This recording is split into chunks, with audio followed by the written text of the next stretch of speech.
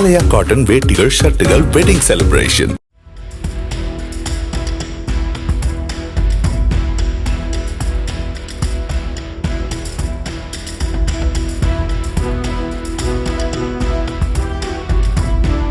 நீதிமன்ற விசாரணைக்கு ஆஜராகாமல் இருந்து வந்த மதுரையைச் சேர்ந்த பிரபல ரவுடி வரிச்சூர் செல்வத்தை பிடியாணை உத்தரவின் கீழ் திண்டுக்கல் போலீசார் கைது செய்து நீதிமன்றத்தில் ஆஜர்படுத்தினர். கடந்த 2012ஆம் ஆண்டு திண்டுக்கல் பேருந்து நிலையம் அருகே பதுங்கியிருந்த வரிச்சூர் செல்வத்தை துப்பாக்கி சூடு நடத்தி போலீசார் கைது செய்ய முயன்றபோது அவரது கூட்டாளி சினோக் உயிரிழந்தார். இந்த வழக்கில் ஜாமீன் பெற்ற வரிச்சூர் செல்வம் நீதிமன்றத்தில் ஆஜராகாமல் இருந்ததால் பிடிவாரண்ட் பிறப்பிக்கப்பட்டது.